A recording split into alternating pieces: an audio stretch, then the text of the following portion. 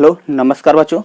आज हम कक्षा 10वीं के रसायन शास्त्र का चैप्टर 1 का तीसरा पार्ट पढ़ेंगे। पिछली पार्ट में हमने रासायनिक समीकरणों के उपयोग से लाभ पढ़ा था, जिसमें हमने ये सीखा था कि रासायनिक समीकरण लिखने से हमें कागज की बचत होती है, समय की बचत होती है, पूरे संपूर्ण विश्व में एक व्यवहार होता है। जैसे हमारे यहाँ पर कार्बन डाइऑक्साइड को हम CO2 बोलते हैं तो पूरे विश्व में CO2 बोलते हैं, हाइड्रोजन को H बोलते हैं तो पूरे विश्व में हम हाइड्रोजन को H बोलते हैं।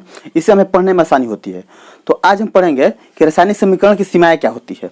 हर काम का कोई ना कोई सीमा होता है, हर इंसान का कुछ सीमाएं होती है। वैसे ही हमारे रासायनिक समीकरण की कुछ सीमाएं हैं कि हमारे कहाँ तक ये हमारे उपयोग की है और कहाँ पर ये हमारे मेरिट की चीज़ है और कहाँ पर हमें इससे डिमेरिट हमें मिलता है। तो यह है रासायनिक समीकरण की सीमाएं। तो इसमें पहला पॉइंट है कि देखिए, रासायनिक समीकरण की सीमा में हमें गैस की जानकारी नहीं मिलती। इसमें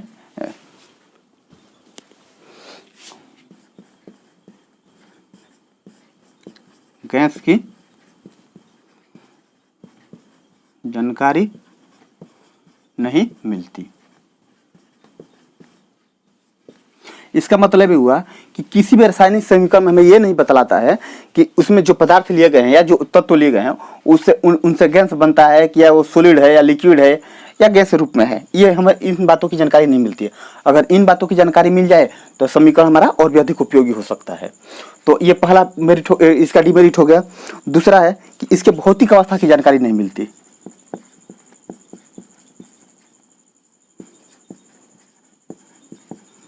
भौतिक अवस्था की जानकारी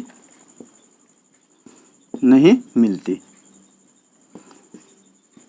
वही हमने बोला कि हमारा पदार्थ जो लिया गया है रासायनिक अभिक्रिया के लिए वो सॉलिड है, लिक्विड है अर्थात गैस है, इस बात की भी हमें जानकारी नहीं मिलती। और अभिक्रिया हमारा ऊष्माक्षेपी है, अवशोषी है, इस बात की भी जानकारी नहीं मिलती। अभिक्रिया ऊष्माशोषी या ऊष्माक्षेपी है,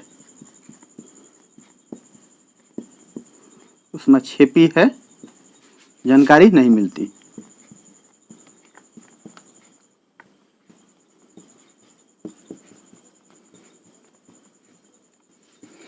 मतलब है कि हमें रासायनिक समीकरण से यह पता नहीं चलता है कि उस रासायनिक समीकरण से हमें ऊष्मा मिल रहा है या रासायनिक अभिक्रिया को कराने के लिए हमें बाहर से ऊष्मा देना पड़ रहा है। तो इस बात की भी हमें जानकारी नहीं मिलती। ये हमारे 3 पॉइंट हो गए। चौथा पॉइंट हमारा है दशाओं की जानकारी नहीं मिलती। जो दशाओं मतलब न ताप का जानकारी मिलता है और न ही उसके दाब का जानकारी मिलता है कि जानकारी नहीं मिलती।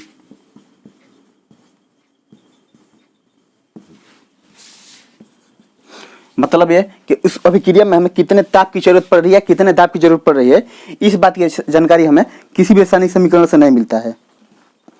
दूसरा है कुछ ऐसे रासायनिक अभिक्रिया होते हैं जो विस्फोट के बाद होते हैं। जब रासायनिक अभिक्रिया हम कराते हैं तो उनमें पहले विस्फोट होता है, तब अभिक्रिया पूरा होता है।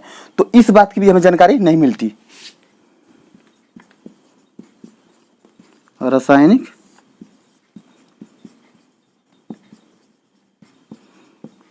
अभिक्रिया के विस्फोट होने की जानकारी नहीं मिलती।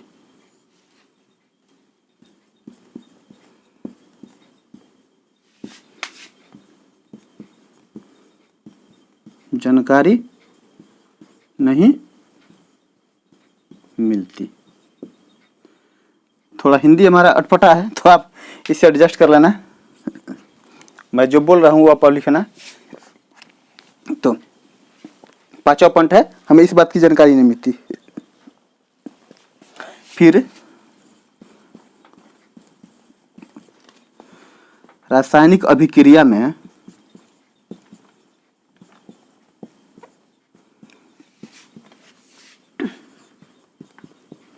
अभिकारक की मात्रा की जानकारी नहीं मिलती तथा प्रतिफल प्राप्त होने की मात्रा की जानकारी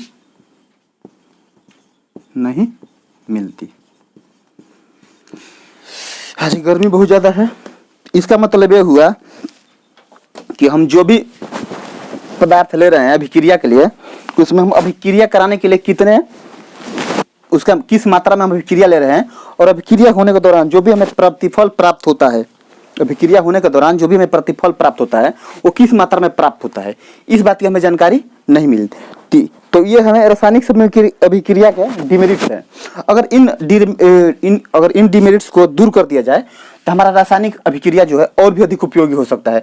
जैसे किस मात्रा में हम अभिकारक लेंगे तो कितनी मात्रा में हमें प्रतिफल मिलेगा, रासायनिक अभिक्रिया कराने के दौरान किस अगर पदार्थ को ले रहे हैं तो उसमें विस्फोट होता है, किसको ले रहे हैं तो विस्फोट नहीं हो रहा है, इस बात की जानकारी मिल जाए तो आदमी होशियार रहेगा। क्योंकि कोई रासायनिक अभिक्रिया खतरनाक भी हो सकता है।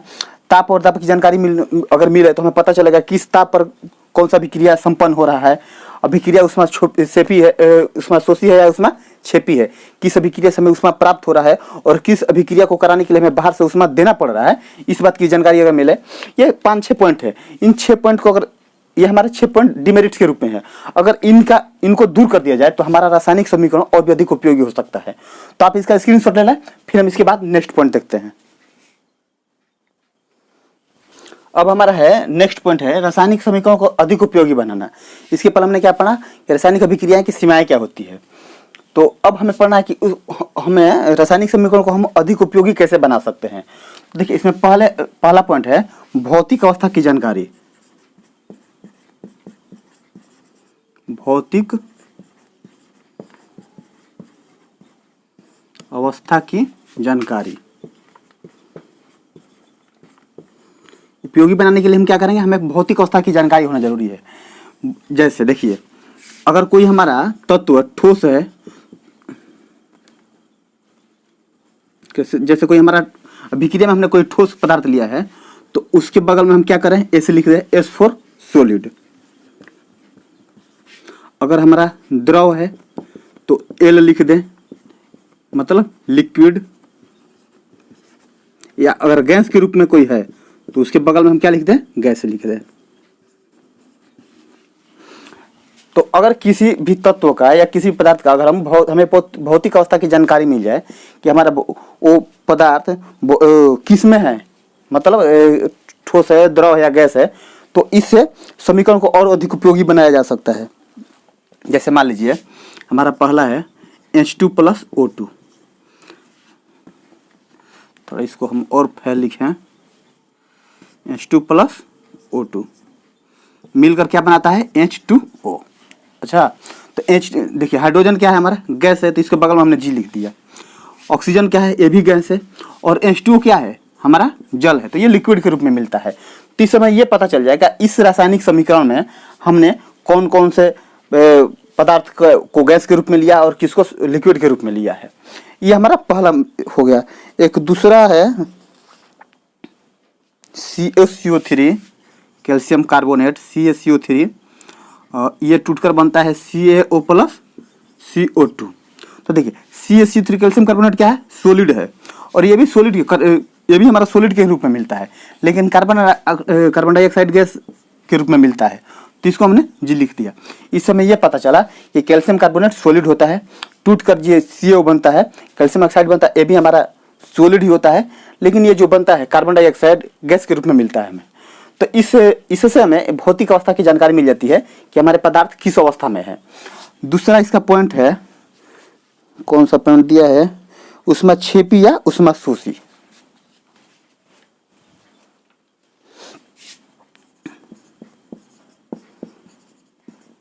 ऊष्माक्षेपी या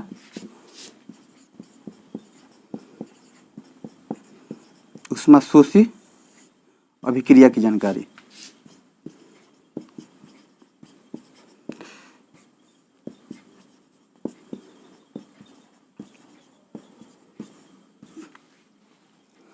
अगर हमें रासायनिक अभिक्रिया कराने से पहले ये पता चल जाए कि हमें अभिक्रिया कराने के लिए बाहर से उसमें ऊष्मा देना पड़ेगा या अभिक्रिया के दौरान खुद हमें ऊष्मा मिलेगा अभिक्रिया से, तो ये भी एक हमारे लिए उपयोगी हो जाएगा।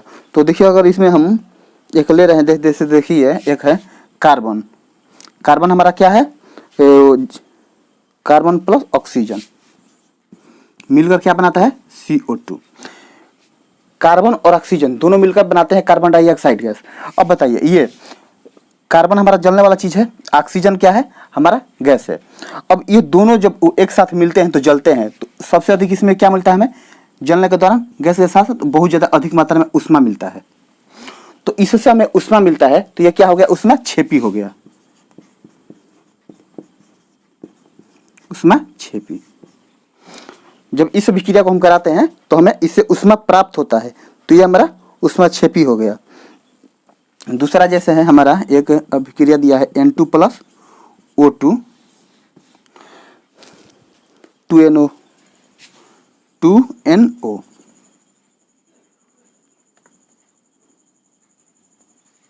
देखिए इसमें नाइट्रोजन और ऑक्सीजन गैस है, तो इसको जब हम अभिक्रिया कराते हैं तो इसमें देखिए हमें क्या होता है कि अलग से ऊष्मा देना पड़ता है। इस अभिक्रिया को संपन्न कराने के लिए हमें ऊष्मा देना पड़ता है। तो जब हमें ऊष्मा प्राप्त होगा तो हम समीकरण के दाईं तरफ लिखेंगे, और जब इससे हमें अभिक्रिया को संपन्न कराने के लिए अपनी तरफ से एक्सटर्नल ऊष्मा देना पड़ेगा अपनी तरफ से, तो उसके लिए हम समीकरण के बाईं तरफ ऊष्मा लिखेंगे। बस इसमें यही अंतर है, जब हमें प्राप्त होगा तो दाईं तरफ लिखेंगे, और हमें जब ऊष्मा देना पड़ेगा तो हम इसको समीकरण के दाईं तरफ लिखेंगे। तो ये हमारा हो गया ऊष्माक्षेपी का उदाहरण, और ये हो गया हमारा ऊष्मा शोषी का उदाहरण, ऊष्मा शोषी। तो आप इसका स्क्रीनशॉट ले लें, फिर इसके बाद हम नेक्स्ट पॉइंट को लिखते हैं। तीसरा पॉइंट है गैस उत्सर्जन की जानकारी। अगर हम कोई अभिक्रिया करा रहे हैं, उस दौरान अभिक्रिया होने के फलस्वरूप अगर हमें गैस की प्राप्ति हो रही है, तो उसके लिए हम कुछ अलग रखें पहचान के लिए। जैसे इसमें एक हम कोई अम्ल लेते हैं Zn प्लस H2SO4, तो ये बन जाता है ZnSO4 प्लस H2। देखिए एक इसमें हमारा जिंक हो गया, और दूसरा क्या हो गया, H2SO4 का हमारा अम्ल हो गया। तो ये होने के बाद जैसे ही हमारा जिंक सल्फेट बनता है, हमें हाइड्रोजन गैस मिलता है। तो गैस की जानकारी इस बात से हमें मिलती है कि इसके बगल में एक एरो का चिन्ह ऊपर की तरफ अप साइड में लगा होता है। इससे ये पता चलता है कि गैस मिल गया और हमें उसमें गैस के रूप में हमें हाइड्रोजन मिला है। तो ये एक जानकारी हो गया। एक दूसरा इसी में है, मान लीजिए Zn प्लस हम HCl ले लें, तो हमारा क्या बन जाएगा, ZnCl2 प्लस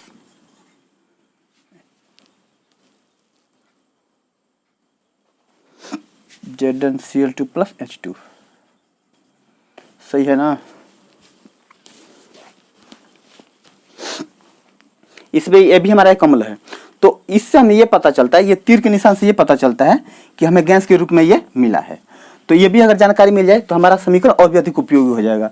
जैसे नेक्स्ट पॉइंट है, चौथा पॉइंट है इसमें अवक्षेप बनने की जानकारी।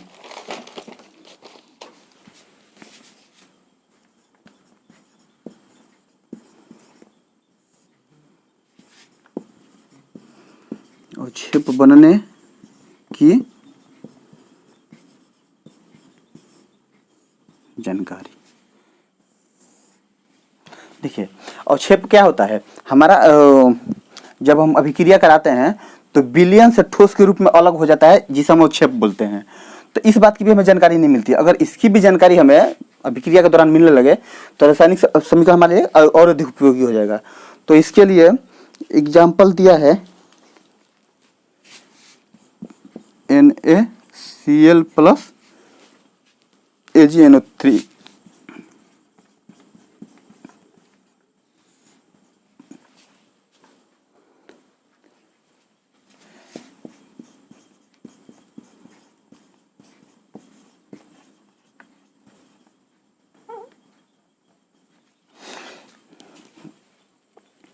देखिए अब इसमें क्या है, हमारा जो AgCl क्या है, सिलो क्लोराइड क्या है, हमारा अवक्षेप है। तो अवक्षेप की जानकारी के लिए क्या करते हैं, जो एरो का चिन्ह गैस में ऊपर की होता है, अवक्षेप के लिए इसको हम डाउन कर देते हैं। इससे ये पता चलता है कि हमें सोडियम नाइट्रेट के रूप में ये बना, सोडियम बोल रहे हैं, सॉरी,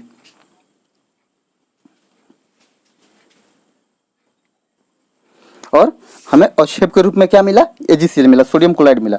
और अवक्षेप क्या होता है, विलयन में नीचे की तरफ बैठ जाता है, क्योंकि सॉलिड के रूप में होता है, विलयन हमारा गाढ़ा घोल होता है, तो सॉलिड के रूप में क्या होता है, वो विलयन में नीचे बैठ जाता है, इसलिए हम इसको डाउन कर देते हैं। एक दूसरा इसमें AgNO3 plus HCl,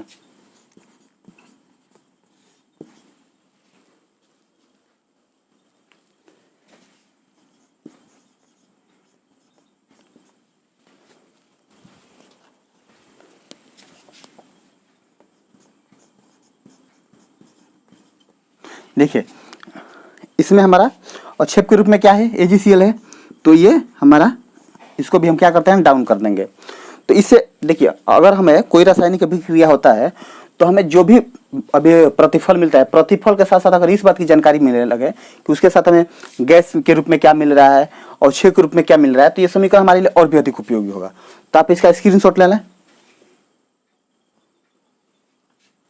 next point है अभिक्रिया के शर्तों की जानकारी। मतलब मान लीजिए अगर कोई अभिकारक है,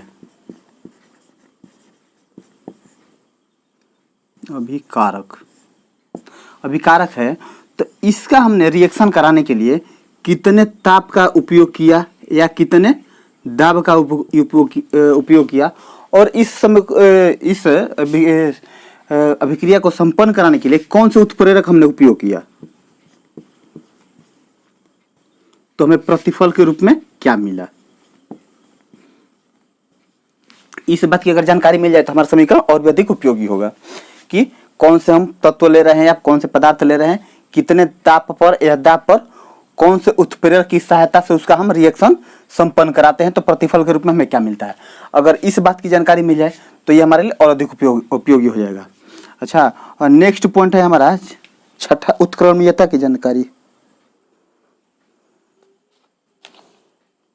उत्क्रमणीयता,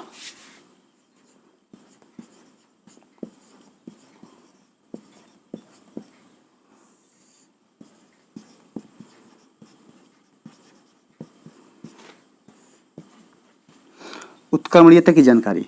तो उत्क्रमणीयता एक इसमें हम इक्वेशन है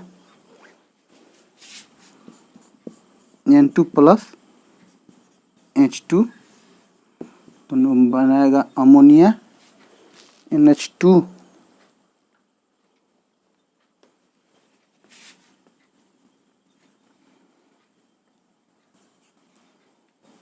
हाँ सही है। तो देखिए ये हमारा एक नाइट्रोजन को हाइड्रोजन के साथ मिला रहे हैं तो क्या बन रहा है, अभी हमारा अमोनिया बन रहा है। तो उत्क्रमणीयता का मतलब यह हुआ कि देखिए जैसे हमने पढ़ा है कि इसको हमने क्यों उपयोग किया है, यह हमें अभिक्रिया की दिशा को बताता है कि कौन से हम पदार्थ से किसके साथ अगर हम अभिक्रिया करा रहे हैं तो हमें कौन सा प्रतिफल मिल रहा है और किस तरफ हमारा अभिक्रिया हो रहा है, अभिकारक से प्रतिफल की ओर हमारा अभिक्रिया हो रहा है, यह हमें इसकी दिशा बताता है अभिक्रिया की। लेकिन अगर देखिए कुछ पदार्थ ऐसे होते हैं जिनका हम, जैसे नाइट्रोजन और हाइड्रोजन को अगर हम इसका अभिक्रिया कराएं तो हमें अमोनिया के रूप में मिलेगा, लेकिन इसी अमोनिया को जब तोड़ा जाए तो ये हमें फिर से नाइट्रोजन और हाइड्रोजन के रूप में मिल जाएगा। अगर जैसे देखिए हमारा एक जैसे कार्बन है प्लस ऑक्सीजन है तो हमारा क्या मिल जाएगा, ये CO2 मिलेगा ना। कार्बन को ऑक्सीजन के साथ हम अभिक्रिया कराएं तो हमें CO2 मिलेगा जो कि धुआं के रूप में मिलेगा। कार्बन डाइऑक्साइड गैस धुआं के रूप में होता है। तो अगर इसको अगर हम जैसे कार्बन को और ऑक्सीजन को जलाने पर हमें धुआं मिल रहा है तो क्या धुआं से फिर हमें कार्बन और ऑक्सीजन मिल सकता है? नहीं मिल सकता है। लेकिन ये ऐसा है, कुछ ऐसे भी तत्व होते हैं कि अगर इनका हम अभिक्रिया कराएं तो ये पुनः प्रतिफल से अभिकारक के रूप में मिल सकता है अगर उनको तोड़ा जाए। तो जैसे नाइट्रोजन और हाइड्रोजन को से हमें अमोनिया प्राप्त हुआ, इसी अमोनिया को अगर हम तोड़ें तो फिर हमें नाइट्रोजन और हाइड्रोजन के रूप में भी मिल जाएगा। तो ऐसे तत्वों को, ऐसी अभिक्रियाओं को हम लोग क्या करते हैं, हाफ एरो का चिन्ह इधर से और हाफ एरो का चिन्ह इधर से दिखाते हैं। मतलब ये हुआ कि इससे हमें ये प्राप्त हो सकता है और इससे हमें ये प्राप्त हो सकता है। तो इसके लिए हम इस एरो का चिन्ह का उपयोग करते हैं। इसी को हम लोग बोलते हैं उत्क्रमणीयता। तो उम्मीद है कि आपको ये समझ में आ गया होगा। तो आप इसका स्क्रीनशॉट ले लें। हमारा नेक्स्ट पॉइंट है रासायनिक अभिक्रियाओं के प्रकार। रासायनिक अभिक्रिया में कितनी प्रकार की होती है, जिसमें पहला पॉइंट दे रखा है संयोजन या संश्लेषण अभिक्रिया। संयोजन का मतलब होता है जुड़ना। संयोजन का मतलब होता है जुड़ना। जब दो या दो से अधिक पदार्थ जुड़कर किसी नए पदार्थ का निर्माण करें उसे हम लोग संयोजन या संश्लेषण अभिक्रिया करते हैं। तो चलिए हम लिखते हैं, जब दो या दो से अधिक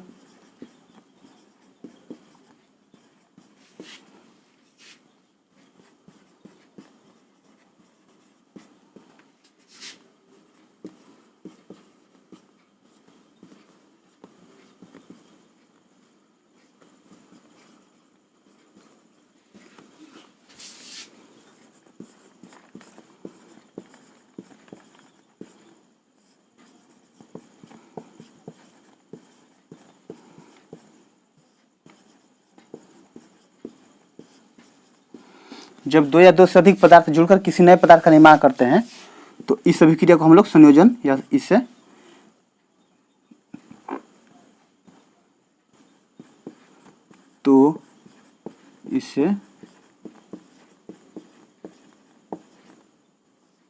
संयोजन या संश्लेषण अभिक्रिया कहते हैं।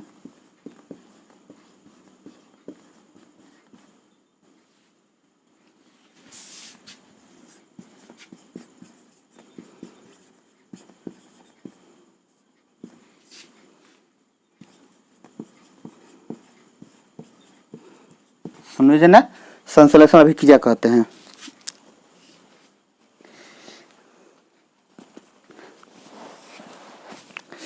अच्छा, गर्मी बहुत ज्यादा है। देखिए, जैसे मान लीजिए हमारा दो हो गया, एक हाइड्रोजन हो गया प्लस ऑक्सीजन हो गया, तो मिलकर हमें क्या बनाता है H2O। दो छोटे छोटे पदार्थ हो गए, तीसरा मिलकर हमें क्या मिला, तीसरे बड़े पदार्थ के रूप में हमें क्या मिला, यौगिक के रूप में हमें वो मिला जल। इसमें एक दूसरा होता है वियोजन या अपघटन अभिक्रिया।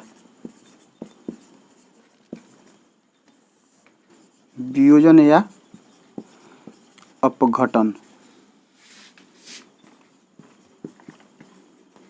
अभिक्रिया। वियोजन का मतलब होता है टूटना। मतलब कोई बड़ा पदार्थ टूटकर जब कोई बड़ा पदार्थ टूटकर दो छोटे छोटे यौगिकों का, दो या दो से अधिक छोटे छोटे यौगिकों का निर्माण करे उसे हम लोग वियोजन या अपघटन अभिक्रिया कहते हैं। अच्छा, लिखेंगे, जब कोई बड़ा यौगिक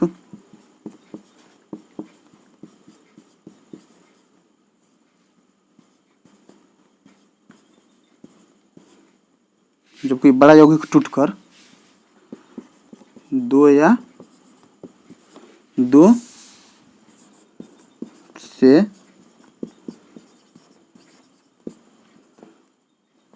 से अधिक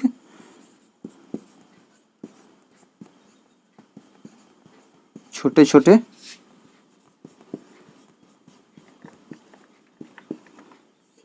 यौगिकों का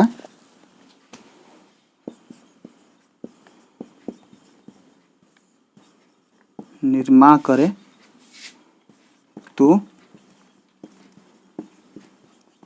इसे हम वियोजन या अपघटन अभिक्रिया कहते हैं।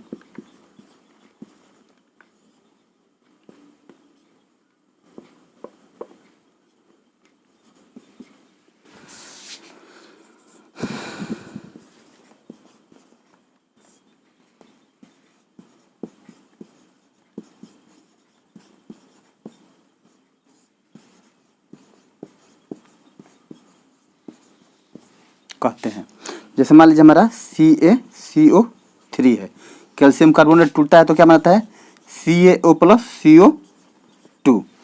एक बड़ा यौगिक टूटकर दो छोटे छोटे यौगिकों का निर्माण किया, तो ऐसी अभिक्रिया को हम लोग क्या बोलते हैं, इसे वियोजन या अपघटन अभिक्रिया। तो उम्मीद है आपको समझ में आ गया होगा। तो आप इसका स्क्रीनशॉट ले लें। नेक्स्ट हमारा है वैद्युत अपघटन अभिक्रिया। इसका मतलब ये हुआ कि इस अभिक्रिया में हमें बिजली की जरूरत पड़ेगी। बिजली की सहायता से जिस अभिक्रिया को हम लोग संपन्न कराते हैं उसी को हम लोग वैद्युत अपघटन अभिक्रिया कराते हैं। तो हम लिखेंगे जब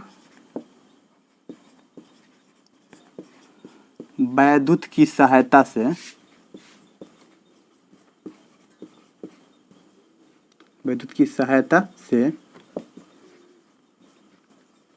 किसी बड़े यौगिक को तोड़ा जाता है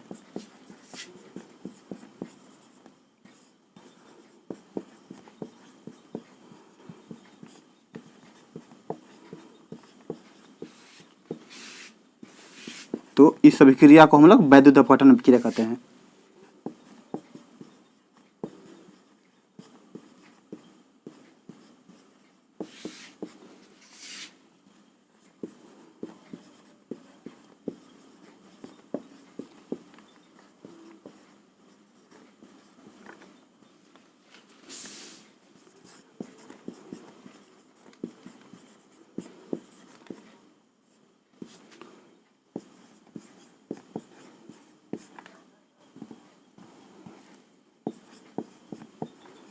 कहते हैं जब वैद्युत की सहायता से किसी बड़े यौगिक को तोड़ा जाता है तो इस अभिक्रिया को हम लोग वैद्युत अपघटन अभिक्रिया कहते हैं। देखिए इसमें एग्जाम्पल के रूप में जैसे मान लीजिए हमारा एक है सोडियम क्लोराइड, इसमें हमने विद्युत अप्लाई किया तो हमें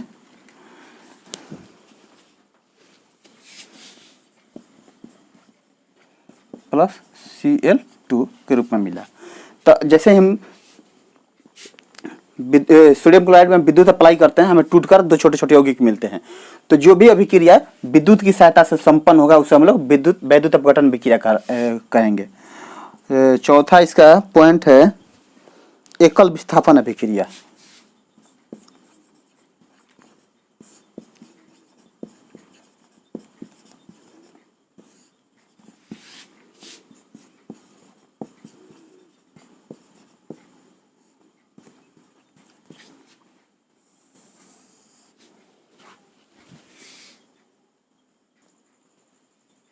हमारा नेक्स्ट पॉइंट है एकल विस्थापन अभिक्रिया। जब किसी परमाणु या परमाणु के समूह को उससे अधिक क्रियाशील परमाणु उसके विलयन से विस्थापित कर दे तो इस प्रकार के रासायनिक अभिक्रिया को हम लोग एकल विस्थापन अभिक्रिया कहते हैं। जैसे मान लीजिए कि हमने एक जिंक ले लिया प्लस में कॉपर सल्फेट इसका जब हमने रिएक्शन कराया तो ये क्या करेगा, देखिए जिंक चूंकि कॉपर से ज़्यादा क्रियाशील है तो ये क्या करेगा ना कि कॉपर यहाँ से हटाकर खुद इसके साथ अभिक्रिया कर लेगा। तो ये हो जाएगा जिंक सल्फेट प्लस में कॉपर को ये साइड कर देगा। तो इस प्रकार की जो अभिक्रिया होती है उसे हम लोग एकल विस्थापन अभिक्रिया कहते हैं, जिसमें एक तत्व या एक यौगिक अधिक क्रियाशील हो दूसरे के कंपेयर में तभी ये इसको हटाएगा। अगर ये अधिक क्रियाशील है तो इसको ये हटा नहीं पाएगा। इसका अधिक क्रियाशील होना चाहिए इसके कंपेयर में। अगर इसको ये विस्थापित कर दे इसकी जगह खुद ले ले तो इस प्रकार की अभिक्रिया को हम लोग एकल विस्थापन अभिक्रिया कहते हैं। तो आप इसका स्क्रीनशॉट ले लें। हमारा नेक्स्ट पॉइंट है उभय विस्थापन अभिक्रिया। तो यह ऐसा अभिक्रिया है जिसमें दो यौगिक अपने मूलकों का आदान प्रदान करके, प्रदान का मतलब क्या होता है, अदला बदली करके, दो यौगिक अपने मूलकों का आदान प्रदान करके जब दोनों यौगिकों का निर्माण करे तो इस प्रकार के अभिक्रिया को हम लोग उभय विस्थापन अभिक्रिया कहते हैं। वह रासायनिक अभिक्रिया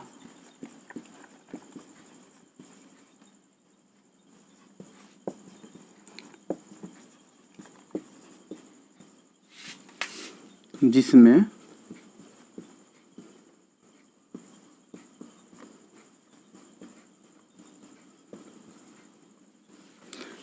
दो यौगिक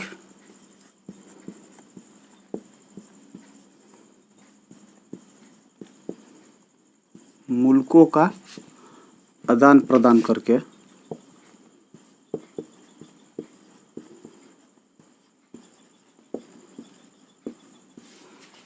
दोनों यौगिक का निर्माण करे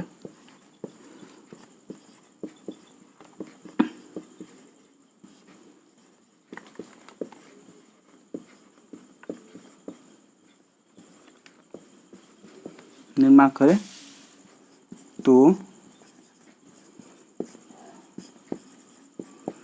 इस प्रकार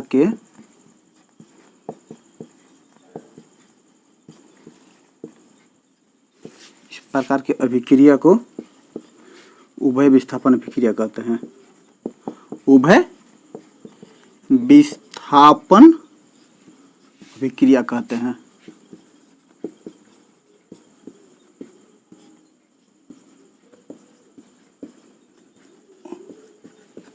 जिसमें अपने मुल्कों का आदान प्रदान मतलब अदला बदली करके एक दूसरे से ले देकर अगर दो नए यौगिक का निर्माण कर रहे हैं तो इस प्रकार की जो अभिक्रिया होती है उसे हम लोग उभय विस्थापन अभिक्रिया कहते हैं। इसमें एग्जाम्पल के तौर पर मान लीजिए एक दिया है NaCl प्लस AgNO3 है।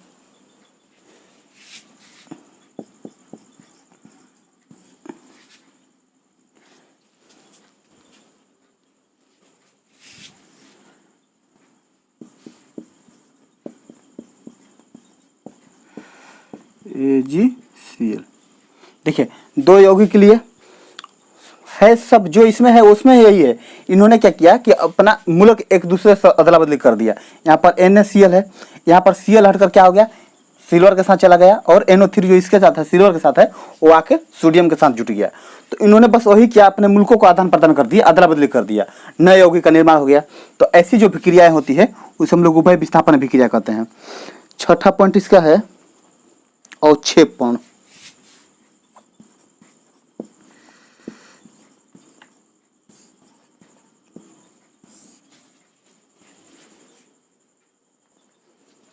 अवक्षेपण अभिक्रिया, तो देखिए अवक्षेप का मतलब क्या होता है, कोई चीज विलयन से ठोस के रूप में अलग हो जाए, तो ऐसी अभिक्रिया को हम लोग क्या बोलते हैं, अवक्षेपण अभिक्रिया। तो अच्छा गर्मी बहुत ज्यादा है, ठीक है, तो हम क्या लिखेंगे, वैसा रासायनिक अभिक्रिया,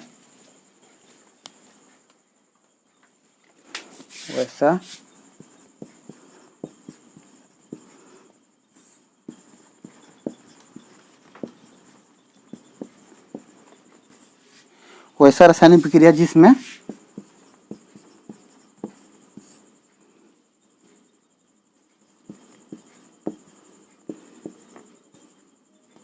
अवक्षेप विलयन से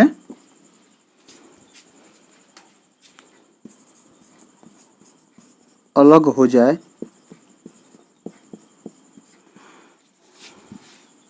तो इस प्रकार की अभिक्रिया को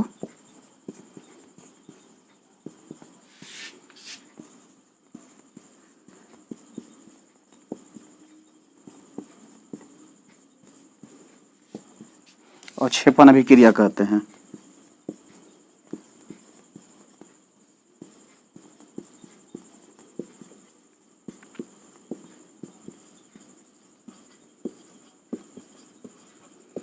कोई चीज विलयन से ठोस के रूप में अलग हो जाए उसे हम लोग अवक्षेपण।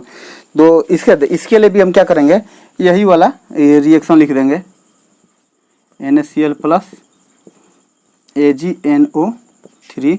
जब रिएक्शन कराएंगे तो हमारा बन जाएगा सोडियम नाइट्रेट साथ में AgCl सिल्वर क्लोराइड। ये हमारा अवक्षेप के रूप में विलयन से अलग हो जाएगा, मतलब विलयन में हमारा ये नीचे जाकर बैठ जाएगा। तो इस प्रकार की जो अभिक्रियाएं होती है उसे हम लोग अवक्षेपण अभिक्रियाएं कहते हैं। तो आप इसका स्क्रीनशॉट ले लें। इसका आखिरी पॉइंट है उदासीनीकरण अभिक्रिया। तो उदासीनीकरण अभिक्रिया उस अभिक्रिया को कहते हैं जिसमें कोई अम्ल किसी भस्म के साथ अभिक्रिया करता है तो लवण तथा जल का निर्माण करता है। लिखेंगे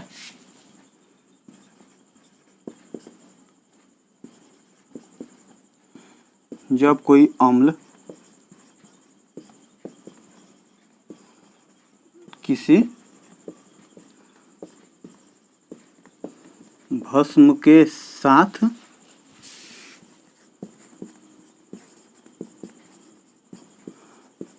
अभिक्रिया करता है तो लवण तथा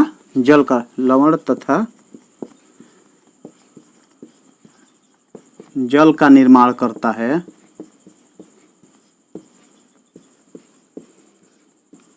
लवण तथा जल का निर्माण करता है, तो इस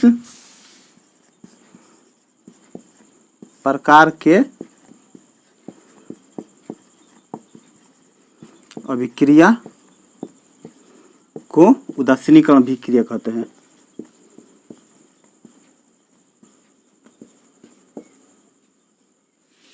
उदासीनीकरण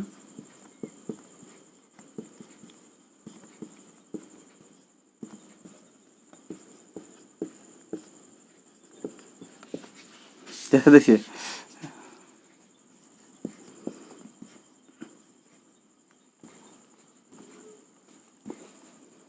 हमने कोई अम्ल लिया, उसका अभिक्रिया हमने भस्म के साथ कराया, तो हमें क्या मिलेगा, यहाँ पर लवण और जल मिलेगा जो कि उदासीन होता है। हमारा अम्ल कैसा होता है, अम्ल हमारा खट्टा होता है, और भस्म हमारा कैसा होता है, कड़वा होता है। तो कोई अम्ल जब भस्म के साथ अभिक्रिया करेगा, लवण तथा जल का निर्माण करेगा, तो इस प्रकार की जो अभिक्रियाएं होती है उसे हम लोग इस उदासीनीकरण अभिक्रिया कहते हैं। तो आज के लिए हम ये पॉइंट हमारा समाप्त हुआ कि रासायनिक अभिक्रियाएं के प्रकार समाप्त हो गया। इसके बाद के सारे पॉइंट हम नेक्स्ट क्लास में समाप्त करेंगे। आज बहुत गर्मी है बच्चों, तो आज के लिए बस हम इतना ही रखते हैं। गर्मी से परेशान है, बहुत बुरा हाल है, पता नहीं बारिश कब होगा। तो चलिए आज के लिए बस इतना ही रखते हैं। इसके बाद के जो सारे पॉइंट हैं हम नेक्स्ट लेक्चर में ख़त्म करेंगे। तो चलिए पढ़िए, मस्त रहिए, तब तक के लिए धन्यवाद।